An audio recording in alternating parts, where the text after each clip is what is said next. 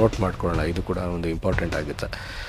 So ಪಿರಮಿಡ್ಗಳ ಒಂದು ಸ್ಥಾಪನೆ ಆಗ್ತಿರುತ್ತೆ. ಅದಾದಮೇಲಿಂದ ಈಜಿಪ್ಟಲ್ಲಿ ತುಂಬಾ ಈ ಒಂದು ಟೈಮಲ್ಲಿ ಒಂದು ಸಿವಿಲೈಸೇಷನ್ ತುಂಬ ಚೆನ್ನಾಗಿ ಬೆಳೀತಾ ಇರುತ್ತೆ. ಸೊ ಅವರು ಈ ಲೆವೆಲಲ್ಲಿ ಪಿರಮಿಡ್ನ ಒಂದು ಕಟ್ಟೋದನ್ನೆಲ್ಲ ಕಲಿತು ಅವರು ಮಾಡ್ತಿರ್ತಾರೆ.